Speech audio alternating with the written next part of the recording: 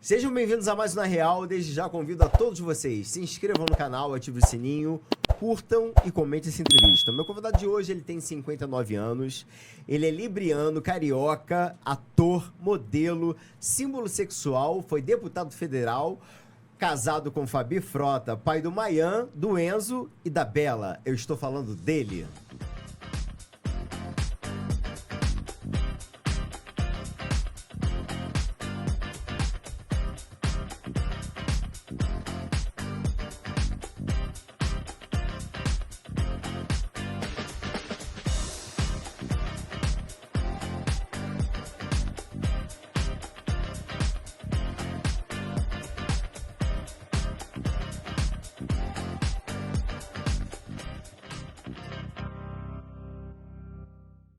Alexandre Frota, seja muito bem-vindo ao Na Real. Obrigado. Estou aqui pronto para responder. Obrigado pelo convite. Já é a segunda vez que a gente vai bater um papo. Tá preparado? Tô sempre preparado. Vai falar tudo sem filtro? Nessa vida você tem que estar preparado, né? Depois de tudo que eu já passei na minha vida, a gente tem que estar preparado para tudo. Eu quero começar a entender essa polêmica sua com Wolf Maia, a declaração que você fez em relação ao suposto assédio. Foi assédio? Eu queria entender essa história. O que aconteceu de fato?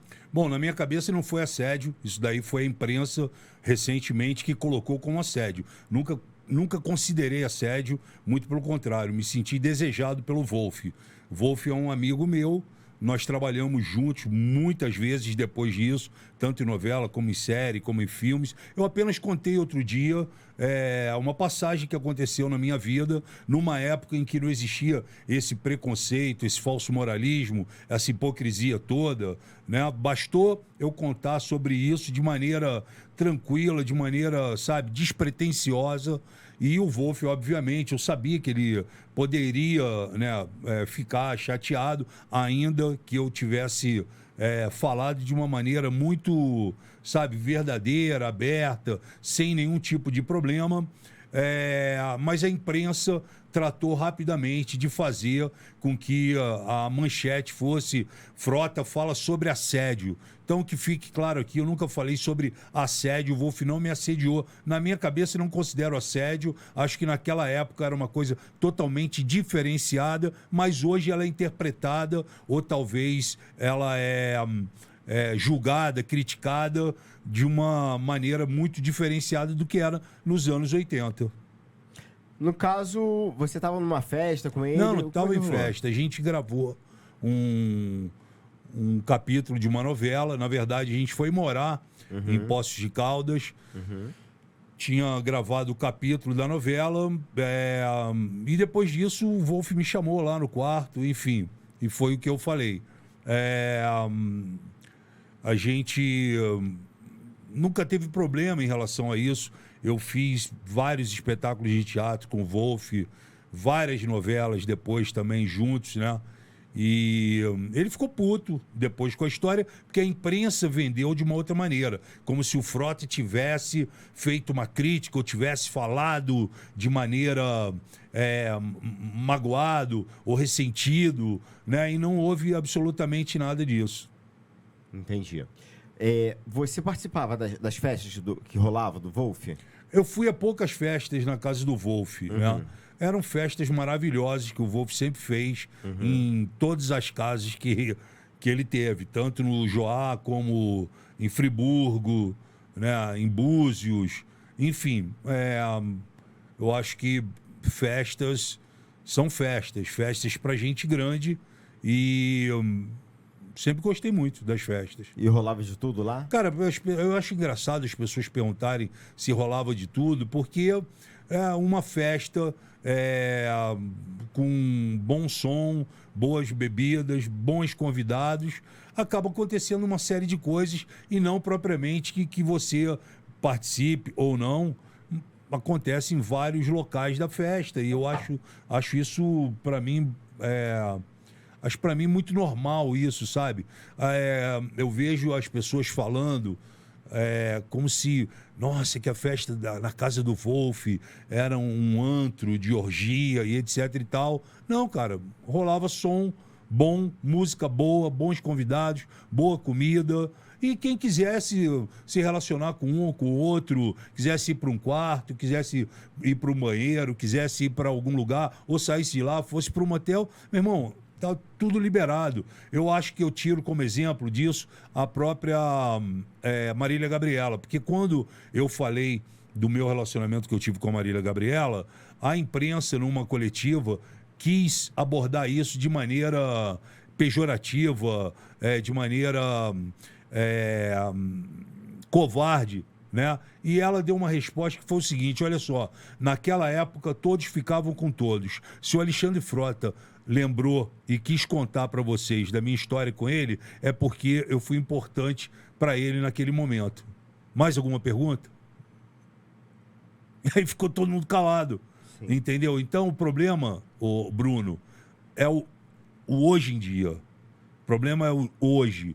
É a ideologia, a hipocrisia, a maldade no coração das pessoas em relação a coisas que, né, a maioria desses jornalistas, dessas pessoas que vivem hoje né, trabalhando em cima dessas notícias ou desses fatos ou desses acontecimentos, sejam eles passados, a maioria não tinha nascido. E eu já estava na pista nessa época, entendeu? Então ninguém viveu isso que eu vivi. Óbvio, muitas pessoas que hoje são da minha idade viveram esses momentos, né? Eu acho que muita gente critica muito os anos 80, e os anos 80 foi quando muitas coisas aconteceram. Na verdade, os anos 80, eles foram brilhantes, entendeu? Foram coisas assim, sabe? A música explodiu, o Verão da Lata em 82, no Rio de Janeiro, que foi aquele navio Solane Star, né, que derramou uma série de latas de maconha, e as latas foram parar nas praias de Ipanema, Leblon, Barra e mais uma série de outras praias do Rio de Janeiro. Um verão onde as coisas estavam acontecendo, Caetano Veloso, a gente com Capitães da Areia, do Jorge Amado, um verão dourado, Menino do Rio, Garota Dourada, Menina Veneno, Morro da Urca, Circo Voador, sabe? Era um negócio mais... Eu acho que os anos 80, eles foram marcantes. Eu sou muito feliz de ter vivido os anos 80. Eu sou um oitentista. E, toda vez que eu penso, graças a Deus eu vivi os anos 80, né? Fiz tudo que eu queria nos anos 80. Fiz tudo que eu não queria também fazer nos anos 80. E quando eu vejo hoje o mundo da maneira como está, sabe? O patrulhamento, o corporativismo, as pessoas, sabe, palpitando na tua vida em todos os sentidos. Eu fico muito feliz de ter vivido os anos 80. Para você, hoje em dia, no caso, você vê uma grande diferença, no caso, na época dos anos 80, 90 e hoje, qual a diferença que você vê? Cara, antigamente as coisas eram mais, né, eram mais naturais, eram mais autorais, as pessoas se entregavam mais sem preocupações de mais seguidores, de cancelamento, do que vão achar. Será que o que eu falei é racismo? Será que o que eu falei é homofóbico? Será que o que eu falei é misoginia? Será que eu fui machista? Sabe, hoje existe um patrulhamento, um preconceito, um julgamento em tudo que você vai fazer, ainda mais se tornando uma pessoa pública, né? E pessoa polêmica, pessoa que fala o que pensa. Eu sou um cara muito autêntico, sempre prezei pela minha autenticidade, não conheço ninguém que gosta mais ou menos de mim, ou a pessoa me ama ou a pessoa me odeia, né? Mas eu sempre fui muito verdadeiro. E falar a verdade nesse país incomoda, machuca muita gente, sabe? As pessoas se incomodam porque quando você é diferente no meio de muita gente igual, você vai ser criticado, vai ser julgado, você vai apanhar, você vai ser discutido o tempo todo, né? E você precisa acostumar com isso ou não, né? No caso, eu acostumei, eu criei uma casca grossa em relação a isso e vou te falar que muitas vezes eu me divirto, muitas vezes eu gosto de ver essa discussão em relação ao meu nome, aos ataques, né, a vida que eu tive, que poucas pessoas vão ter, e as pessoas ficam o tempo todo falando e criticando e, sabe, não tem o que falar e aí fica buscando historinhas e coisas que realmente para mim não me afetam mais. Aos 59 anos de idade, à beira de entrar aos 60 anos, me considero um sobrevivente nessa Torre de Babel, nessa selva de pedra que a gente vive, né? Que é tudo isso que acontece, violência e redes sociais, discussões, fofocas e etc e tal, você tem que estar muito forte. Eu estou entrando aos 60 muito feliz, cuidando da minha família, talvez como eu nunca cuidei, e sabendo que você, depois que você faz 50 anos, nos parabéns, nunca é parabéns por mais um ano de vida, né? Parabéns por menos um ano de vida, porque você entra numa contagem regressiva. E então você tem que passar por aqui de alguma forma e deixar alguma coisa, alguma mensagem. E eu acho que eu sou um cara que vou deixar uma marca de como você se reerguer, de como você se reinventar, de como você renascer, de como você aproveitar as oportunidades que a vida te coloca, não ter compromisso com o erro, né? Saber errar e pedir desculpas, não existe nada demais em relação a isso.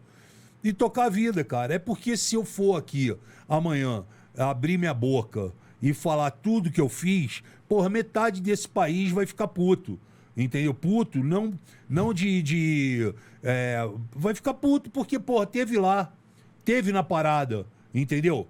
Ficou de 4 pra mim. Teve comigo, sabe? Usou. Eita! Abusou. Uhum. Sabe? Pô, se divertimos e curtimos e etc e tal. Então, cara, mas eu não acho que seja o meu papel ficar aqui fazendo listas e, olha, peguei fulana, tive com fulana aqui. Existe já um grupo de mulheres que as pessoas sabem que eu me relacionei e que foram mulheres que, de alguma forma, tiveram importância na minha vida, porque senão não lembraria delas, né? Então, e as pessoas sabem disso, já incansavelmente nós já falamos sobre isso e as pessoas ficam sempre batendo nessas teclas, né? Mas eu sou um cara muito bem resolvido, muito bem tranquilo. Você foi símbolo sexual, né? Na década de 80, 90, 2000.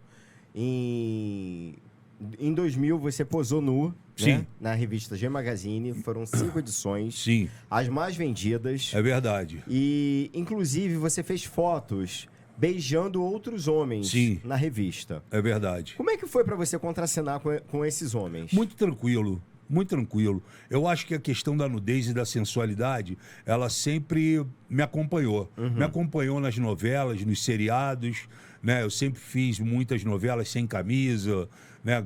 Tendo relacionamento com diversos personagens. Sim. Né? No teatro também não foi diferente. Fiquei nu em Blue Jeans, fiquei nu em Split Splash. Aliás, ambas direção do Wolf Maia. Sim. Né? E quando eu fui chamado pelo Valci Carrasco e pela Ana Maria Fadigas, e as pessoas acham muito engraçado quando eu falo Valci Carrasco, porque as pessoas só lembram do Valcir, hoje medalhão, autor das novelas da Globo. Novelas, Mas ele me ligou, né? E me levou num jantar e foi da boca do Valci Carrasco que eu recebi o primeiro convite para posar nu para a revista G. E, cara, eu achei interessante o trabalho. Eu já acompanhava um pouco do que eu via, né? TV Fama, já tinha visto revistas e tudo, mas eu achava tudo muito normal, tudo muito careta, tudo muito chato, todo mundo em pé, na piscina, sabe? E eu falei, não, vamos roteirizar, vamos chocar o país, vamos chocar a sociedade e vamos vender para a ponta, para o consumidor final, que é o consumidor LGBT naquela época, Sim. né? O consumidor gay. Então a gente conversou muito sobre isso, roteirizamos a revista e ficou acertado que nós iríamos fazer uma homenagem ao Querelle, que é um filme que faz muito sucesso e que tem uma trama homossexual, aonde um cara acaba se relacionando com um marinheiro. E essa foi a nossa ideia. Então, a primeira foto foi feita assim, né? Propositalmente, sabendo que ia chocar, que ia ser criticado, discutido, que não acredito que fez, eu acredito, eu adorei, olha que lindo, eu quero estar no lugar do marinheiro, eu quero estar aqui, eu não quero, que absurdo, como é que pode, será que não se enxerga? E aí, meu irmão, vendeu tudo. Nessa discussão, vendeu tudo e nós atingimos o objetivo, que era justamente esse. Eu fui o primeiro cara a conseguir colocar mulher na revista G, o que não entrava de maneira alguma, né? Fotografei com muitos travestis, fotografei com muitos modelos e criamos, a cada revista, a cada capa, nós criamos uma atmosfera, um cenário e sempre tinha que ter alguma coisa que realmente envolvesse o público, que realmente o público olhasse e falasse, meu irmão, eu quero participar dessa festa do Frota. Porra, olha essa foto, que maneira. Então, cada revista foi muito especial. Por isso, elas venderam tanto, né? Eu acho engraçado que outro dia eu vi o Bambam falando que a revista dele foi a mais vendida. E eu não estou aqui para ficar disputando revista com ninguém, se foi mais vendida ou não. Eu sei que as minhas revistas foram revistas extremamente consumidas pelo público, ao qual a gente pensou, né? E ao público do qual a gente trabalhou para que ele recebesse esse resultado final. E a sua foram 5 edições foram mais vendidas. 5 edições. Sim. Inclusive a edição especial de aniversário, a 100ª edição, que o Matheus Carriere teve na capa comigo, inclusive, né? Eu fotografei ela toda dentro da The Week, na época, do André Almada. E foi muito bacana, cara. Eu confesso a você que foi uma fase da minha vida e que eu não me arrependo. O que eu acho engraçado é que naquela época que eu fui chamado pelo Valci Carrasco, eu ligava pro Valci, o Valci me atendia todo dia. Hoje, eu já liguei umas 2 vezes pro Valci, ele não responde, não, sabe? É tipo assim, porra, quero esquecer o meu passado. Acho engraçado. E ele mora perto de mim lá, ele mora na Granja Viana. Que dia eu vou cruzar com ele na rua e falar, Valci, que vergonha é essa, Valci? Por que tá com vergonha? O que aconteceu, porra? Entendeu? Teve uma declaração da Cláudia Raia falando sobre o relacionamento que vocês tiveram, né? E falou que você, no caso, tinha tirado... por que sempre colocam o Alexandre Frota associado a mim, sendo que vocês foram casados, né? Vocês tiveram 3 anos de namoro e 3 anos de casamento. E o Alexandre Frota tirou a virgindade da Marisa Monte. Né? Ela declarou isso, né? Trouxe isso à tona, depois veio até pedir desculpa a Marisa Monte. A Cláudia derrapou nesse sentido, até porque ela não estava na cama comigo com a Marisa Monte para saber se a gente tirou ou não, né, a virgindade, se eu... Enfim, eu acho engraçado porque a Cláudia fala que... primeiro que esse assunto da Cláudia já me cansou porque eu me separei da Cláudia em 88, para começar o assunto. E parece que eu me separei ontem da Cláudia. Todo mundo sempre quer falar em relação à Cláudia. Ela não gosta que fale, ela tem vergonha, eu não sei. Ela não me tira da cabeça, essa é a verdade. E talvez ela reclama muito, né, na questão de sempre me relacionam ao Alexandre e etc e tal. Com toda certeza, eu fui o homem mais importante da vida dela, se não o mais importante, entendeu? Apesar dela ter tido outros casamentos E, enfim, mas eu queria que ela parasse de falar a meu respeito, que ela vivesse a vida dela, uma atriz consagrada, sabe? Ótima dançarina, boa mãe, boa esposa. Pô, vive tranquila a vida dela, esquece, não precisa falar. Ela não tinha necessidade de falar do meu relacionamento com a Marisa Monte, até porque não diz respeito a ela. Eu vi uma declaração sua dizendo que você traiu a Cláudia várias vezes e que ela também te traiu. Sim. Inclusive com um grande amigo seu, Isso. irmão Raul Gazola. Que eu amo de paixão. E tá tudo bem? Tá tudo bem, tá tudo ótimo. Amo o Raul de paixão. Eu acho que o que eu vivi com o Raul, ninguém vai viver nesse mundo, que foi a tragédia com a Daniela Pérez. Mas né? só te cortando um pouquinho. Quando houve essa traição dela com o Raul, ela ainda estava casada com você? A gente estava terminando já, sabe, o sim. nosso relacionamento, ele foi... Já tinha azedado. Ele já estava, era um relacionamento que a probabilidade dele continuar era muito pouca. Então, as coisas já estavam acontecendo e aconteceu entre os dois. Na verdade, os dois já se conheciam há muitos anos, fizeram Chorus Line juntos, entendeu? Então, eles já tinham tido uma passagem entre eles bem lá no passado. E para mim tá tudo certo, tá tudo, sabe, bola para frente. O Raul outro dia me mandou um recado lindo, porque ele sabe a paixão, o amor que eu tenho por ele, sabe, a amizade. Eu vou estar sempre pronto para ajudá-lo. E também foi outro assunto que eu não falei para, sabe, tô puto porque o Raul, não, nunca, sabe, aconteceu isso. Na época eu me lembro que quando isso veio à tona, eu conversei muito com o Eric Johnson sobre isso, né? E o Eric foi o cara que me confirma, né, o que eu já sabia na praia. Eu, puxei o Eric para falar com ele nas areias escaldantes da Barra da Tijuca, né? Eu falei, puta, Eric, preciso falar contigo, cara. E aí a gente conversou muito sobre isso. O Eric é outro cara que eu gosto muito, tenho um carinho especial por ele. E, meu irmão, quando eu falo assim, traiu a Cláudia Raia, cara, a gente já não tinha um relacionamento legal. E eu, cara, sabe, eu era um cara bonito, com dinheiro no bolso, famoso, entendeu? Com sucesso e, cara... Mas era traição ou era um relacionamento aberto? Não, eu nunca gostei de relacionamento aberto.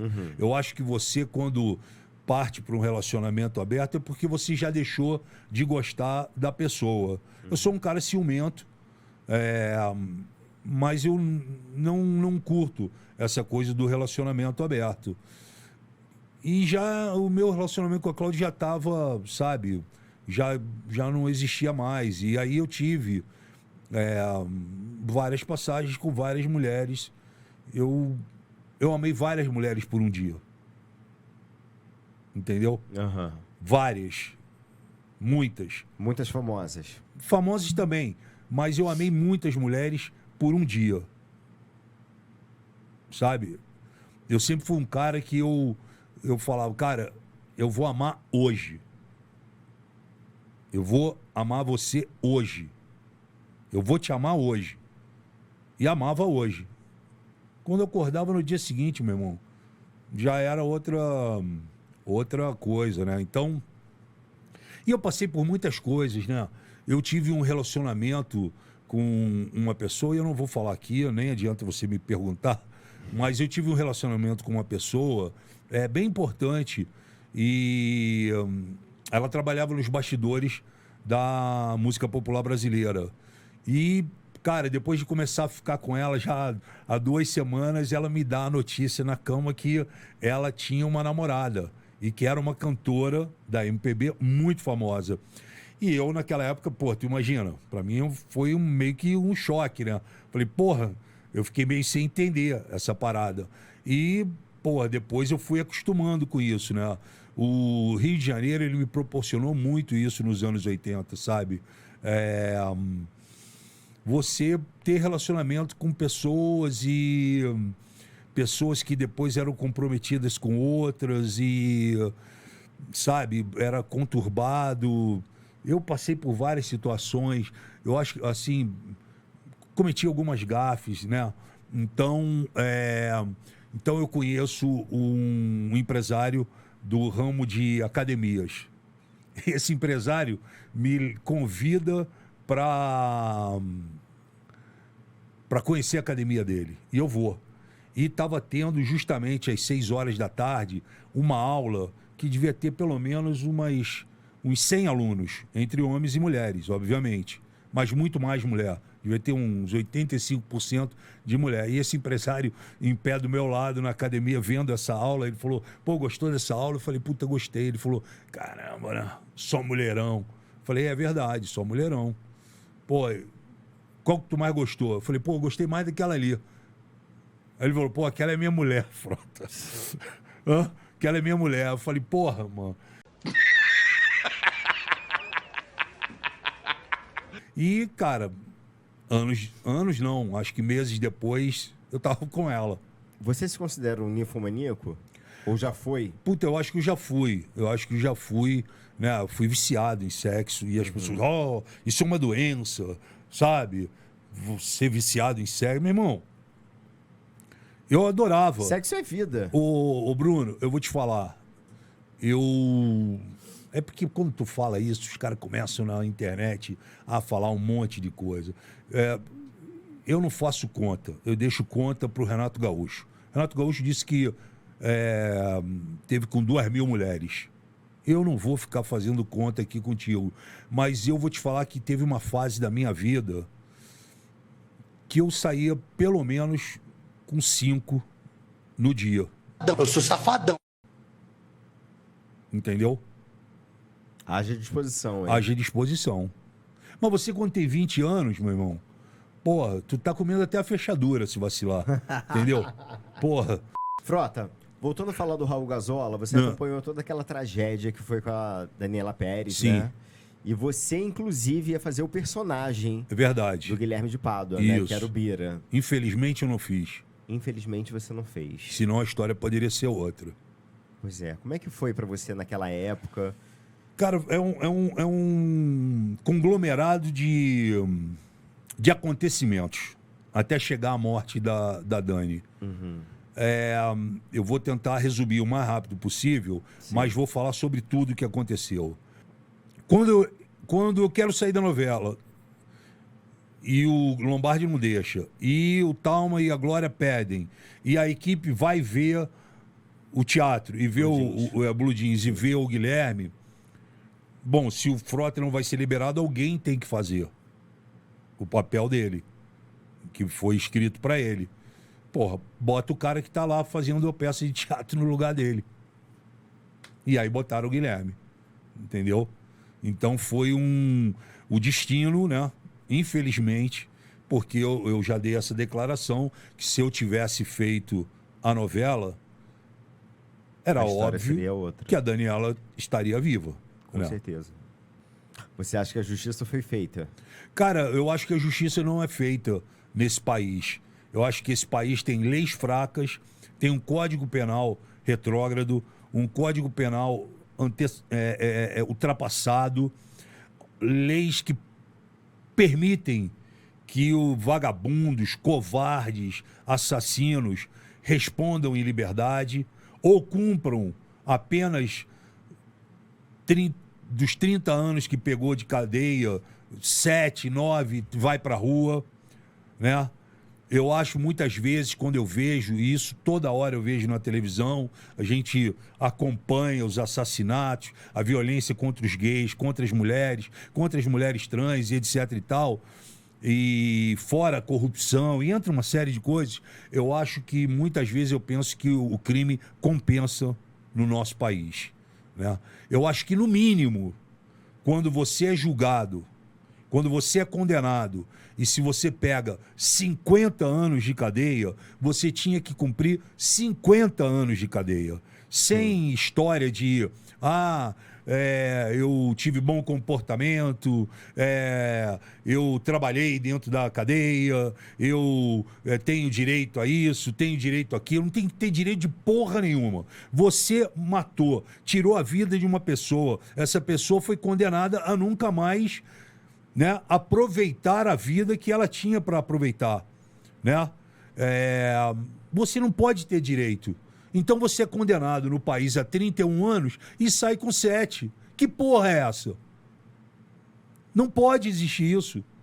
Eu, pelo menos, não aceito. Eu sou a favor que esse país devia ter, se não fosse prisão perpétua, se não fosse pena de morte, pelo menos prisão perpétua. Me desculpe os direitos humanos, me desculpe quem fica chateado com isso e o caralho. Mas, meu irmão, porra, você perde um filho, uma filha, perde um pai na porta de uma casa, né? entendeu? Porque um vagabundo veio tomar o carro do seu pai, dar um tiro na cara do seu pai, na frente de uma criança de 9 anos de idade, e vai embora esse vagabundo com um carro. Depois, 2 horas depois, ele larga o carro abandonado e, porra, destrói uma família inteira.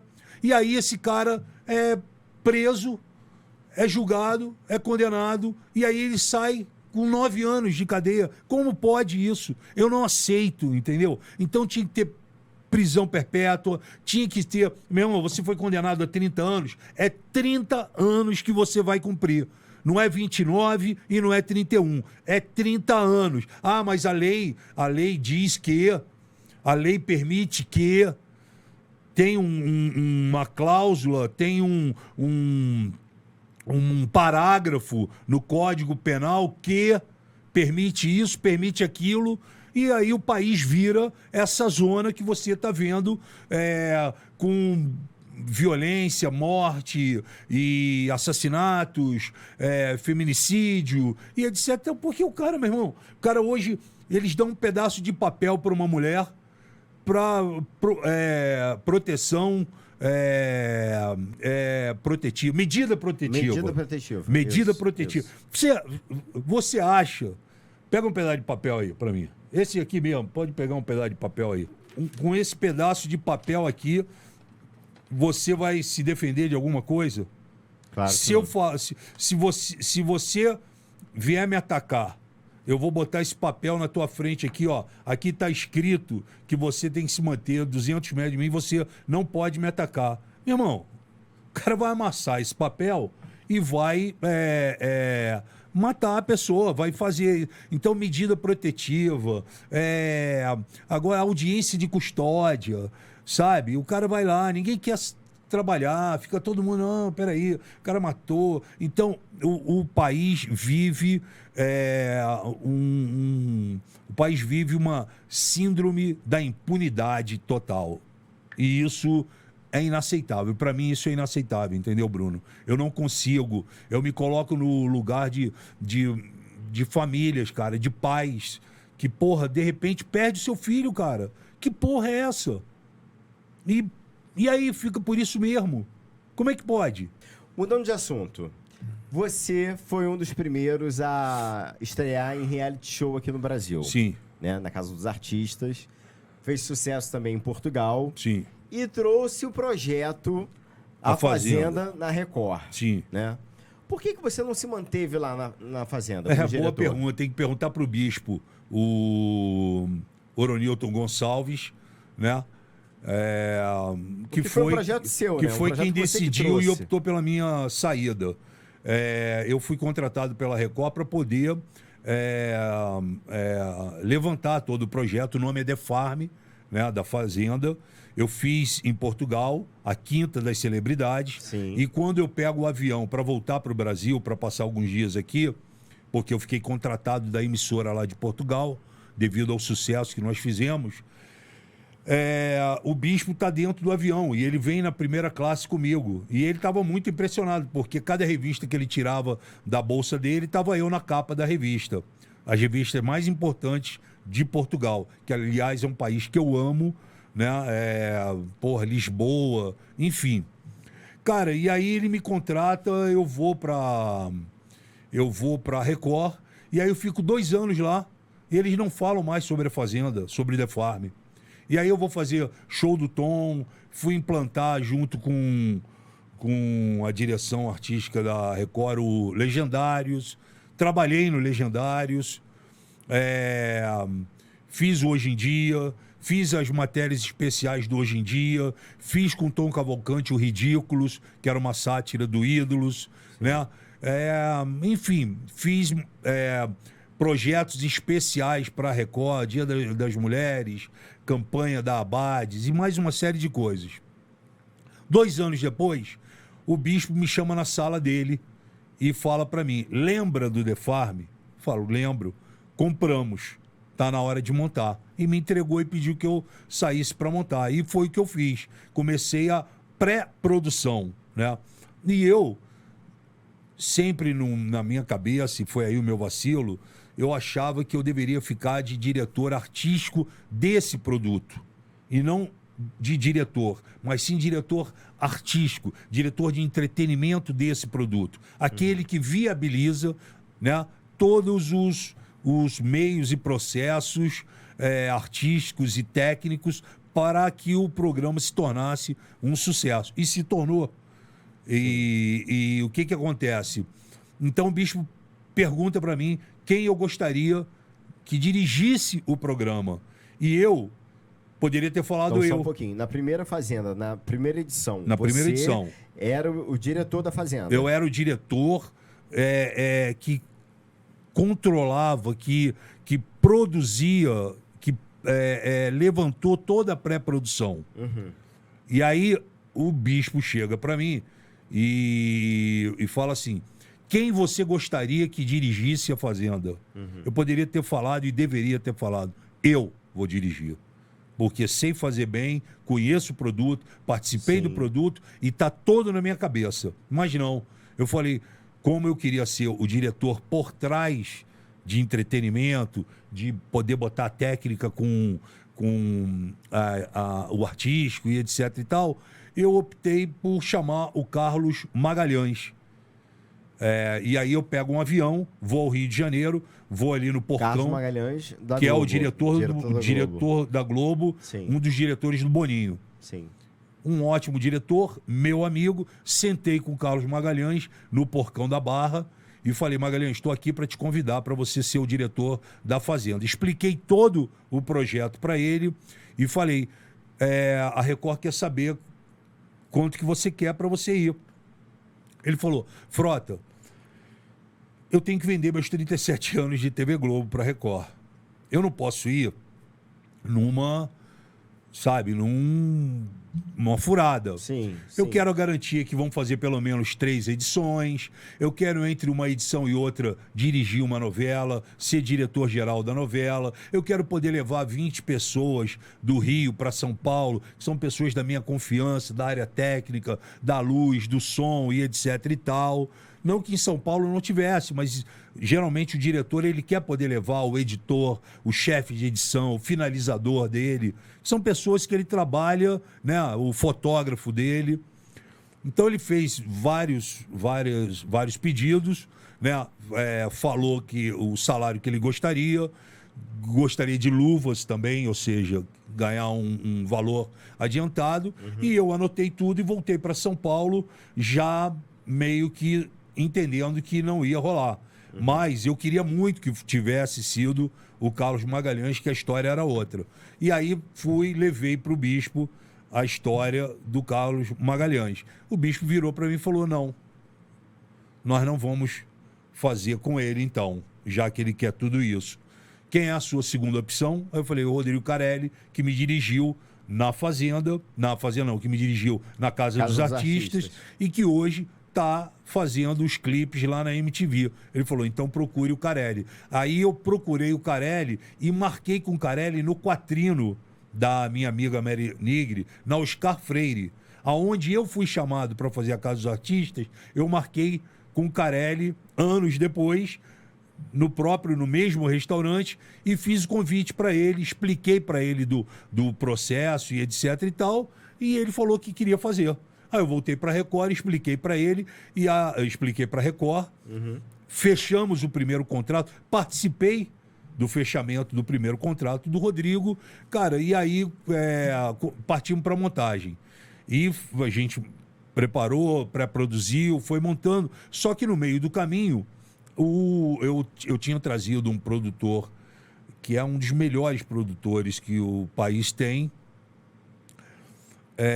para produzir, para ser o diretor de produção da Fazenda. E aí, com uma semana, o Carelli conseguiu tirar o cara e trouxe uma mulher que ele estava acostumado a trabalhar em outras coisas, na MTV, etc e tal. Colocou essa mulher lá. Isso me desagradou completamente. E aí começou Ele trouxe, só para entender, ele trouxe uma equipe dele. Não, primeiro ele trouxe essa mulher. Eu coloquei um diretor de produção, ele foi lá, uma semana depois, tirou o diretor de produção e trouxe uma mulher que ele queria colocar lá. E assim ele começou a trazer várias pessoas remanescentes da MTV, que é a turma da Afonso Bovero, e aí veio vários. Muitos eu gosto muito, caso da Chica, adoro ela, adoro o Rogério, e enfim. E as pessoas sabem dessa história. E aí começou um conflito entre eu e o Rodrigo. E o Rodrigo, sabiamente, foi me afastando do projeto e foi ele pegando o projeto para ele. E com isso, a gente entrou em rota de colisão. E aí, quando eu vou falar na Record sobre essa rota de colisão, o Bispo virou para mim e falou: olha, a gente está há 15 dias da estreia do programa, nós estamos com os patrocinadores fechados, você não vai agora arrumar uma confusão entre você e o Carelli, porque isso pode ficar maior do que a estreia do programa. Você está incomodado, você vai sair. Você foi dispensado, então. Ele falou, você está incomodado, você vai sair, você, por favor, peça, depois que estrear a Fazenda, 10 dias depois, você vai pedir para voltar para o Hoje em Dia. E você vai ficar no Hoje em Dia e tá tudo certo. Obrigado, valeu, Frota. Você se sentiu traído pelo Carelli? Muito, né? Porque, porra, fui eu que levei o cara pra lá. Sim. Eu ajudei a assinar o contrato dele, a discutir o contrato dele, de 60 mil reais no início. Foi o primeiro contrato dele. Fui eu que vendi o Carelli pra Record. Fui eu que expliquei. A Record nem sabia quem era o Carelli. Fui eu que expliquei pro Bispo quem era o Carelli, o que ele tinha feito, Casa dos Artistas, e mais clipes, e etc e tal, direção de shows e babá. Fui eu que expliquei pro Paulo Franco, que era o diretor artístico, quem era o Carelli. E aí, quando eu trago o Carelli pega e consegue, com uma manobra, junto ao Bispo Oronilton Gonçalves, tirar o Alexandre Frota. Tu acha que isso não é traição? Traição. Porra, é claro que é traição. Vocês não se falam hoje? Não, eu não falo com o Rodrigo, né? Pô, eu não tenho o que falar com o Rodrigo. O Rodrigo nunca me pediu desculpas e, porra, ele deveria me agradecer muito por ele estar até hoje vivendo na Record, dirigindo. 15ª edição, né? 15ª edição, vivendo na Record, virou diretor de núcleo de reality show, né?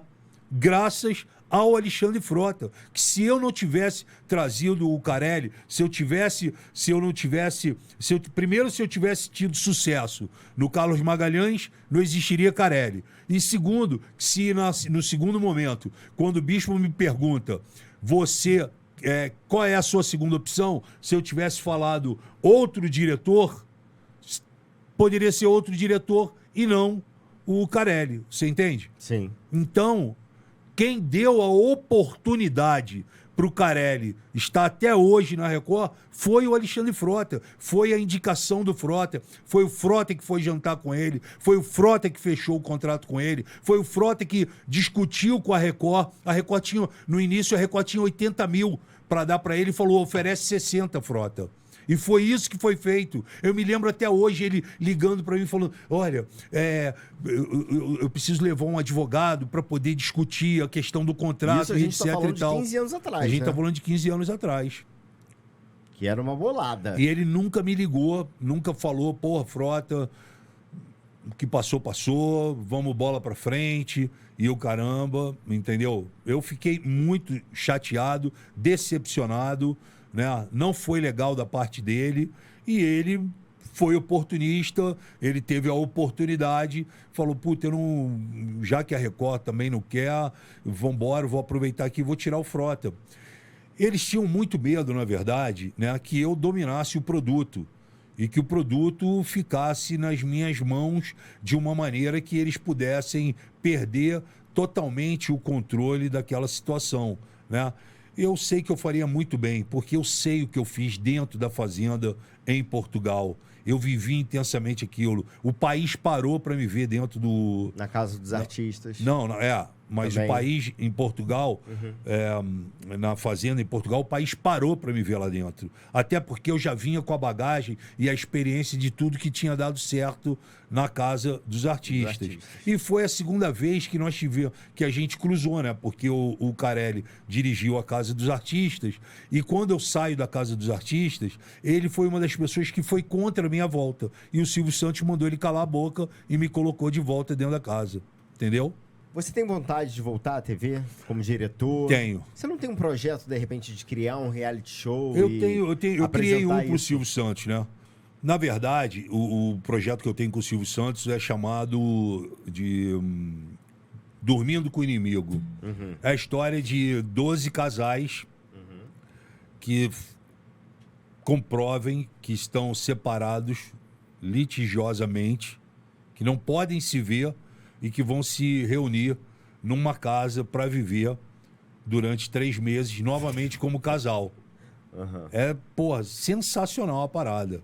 É muito legal. O Silvio Santos devia pedir para fazer, a Patrícia Bravanel, a Dani Beirute, porque, cara, é bacana. O Silvio gosta do projeto, mas as coisas andam meio devagar. Mas a sua pergunta, eu gostaria imensamente de voltar a trabalhar como diretor. Sou um cara incansável, sou um cara que sei trabalhar bem, trabalho bem com a equipe, né? Eu estudei muito sobre luz, câmera, cenários e, enfim, gosto e se um dia rolar, eu tô aí tô no jogo. Bate-bola, jogo rápido na Real com Alexandre Frota. Alexandre, um sonho. Um sonho? Ficar sentado na praia, vendo meus filhos crescerem e com tudo estabilizado e certo. Eu nunca. Vou torcer pro Vasco. Eu sempre. Vou torcer pro Flamengo. Drogas. Nunca mais. Sexo no local proibido. Muitas vezes. Já fiquei com homens. Já filmei com homens. Nunca ficou. Nunca fiquei. Já filmei com homens. Se eu tivesse um embate com alguém da mídia pra mandar aquela meia hora de Francamente, com quem seria? Com o Rodrigo Carelli. Um livro. Um livro. Eu recebi um livro agora muito bom, com um prefácio do Leonardo Boff e escrito, né? O autor é o Eduardo Moreira. Os livros do Eduardo Moreira são bons. Depois que eu conheci o Eduardo Moreira, minha vida mudou. Um filme. Puta merda. O Grande Herói. Já assisti umas 20 vezes. Uma pergunta de uma entrevistada que eu tive há pouco tempo. Vivi Fernandes. Sei. Vocês já tiveram alguma fé? Não, alguma coisa? nenhum. Só amizade? Sim, ela morou lá em casa, inclusive, quando ela chegou em São Paulo. Ela não tinha onde morar, foi morar lá em casa e eu ainda arrumei para ela para trabalhar como dançarina no nosso programa na Record. Família? Tudo. Para mim é tudo hoje. Faço tudo pela minha família. Fé? Tenho muita. Futuro? Só Deus sabe. Quem é Alexandre Frota na Real? Amado por muitos, odiado por muitos, mas respeitado por todos. Alexandre, quero te agradecer mais uma vez. A segunda vez sua participação aqui na 4ª temporada. É verdade. Na 3ª vai ter a musiquinha do Fantástico. Opa, vai ser bom. Vai ser legal. É isso. Gente, esse foi mais um Na Real. Se inscrevam no canal, ative o sininho, curtam e comente essa entrevista. Alexandre Frota, Na Real. Um super beijo e até a próxima. Valeu. E a entrevista de hoje tem um oferecimento INAD, há 18 anos com projetos sociais no estado do Rio de Janeiro. INAD, o instituto que sonha e realiza.